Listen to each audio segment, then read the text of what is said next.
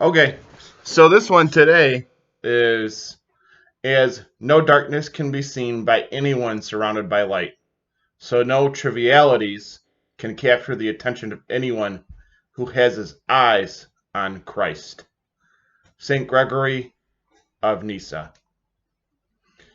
Now, this is, well, it's a very esoteric statement. It's a very, it's a statement that's very much in theosis. And Gnosis, and it definitely has a lot of Eastern mysticism attached to it. A mysticism which I critique a lot of the West lacking. A lot of the West lacks that mystery, that divine devotion, that divine presence, or in a way, the achievement of some and a divine relationship with God. It's become very materialistic. It's become very steeped in what they called charismatic Christianity, like Joel Osteen or Billy Graham or any kind of televangelist that's on a public access channel telling you about that wrath or about you coming to Jesus and then you not coming home. But you can, you can if you buy something. I mean that's a total given. I mean why not? You got to buy something. And then you buy something, good to go. You're scot free.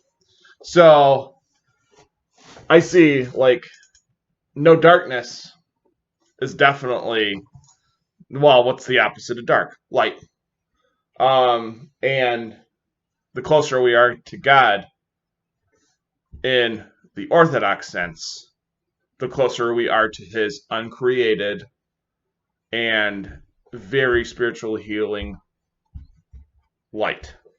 And we are in communion with God by his uncreated light and his divine gifts. No trivialities can capture the attention of anyone who has their eyes on Christ. That's prayer. That's prayer. That's it's got. I mean, that's the embodiment of prayer right there. That's how you commune with God. That's how you get into a mode or a method of. I don't want to get too tied down with terms. That's how you get into being in prayer, being in a being in prayer is being in communion and in a relationship with God. And that's through his only son. And with the intercessions of the church fathers, the saints, the Theotokos, we have all of our eyes drawn to Christ, as the divine liturgy says. Come for those that have come near are in his midst.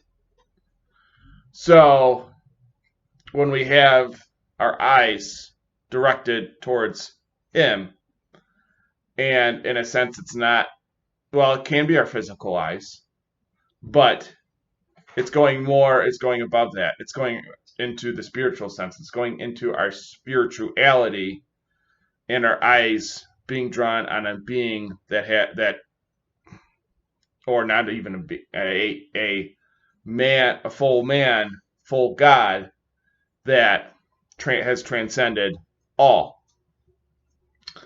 And the trivialities that burden us down are lifted when we find God.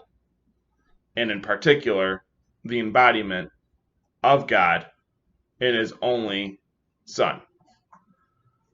So, with the darkness comes the light, and the closer you get to God, the closer that light becomes more prominent. and answers that you seek might not always be answered, because we work on a revealed theology. We just don't make it up as we go along.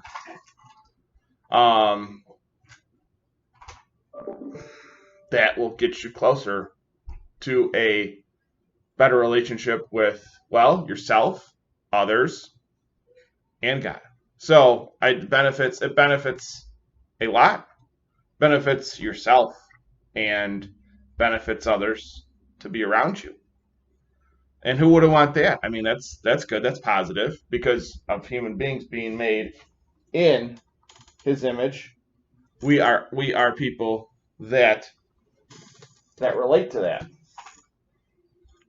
And then capturing the attention, our attention, which is limited, especially this day and age, to a prominent figure like Christ, that gives way to us seeing, not to cliche it, seeing the light.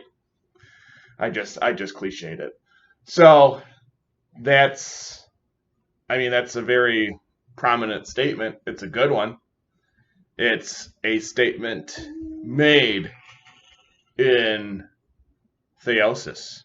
I mean, it's a complete. This is a complete statement of the process of gnosis, catechesis to theosis kind of paradigm, and I like it. I like it a lot.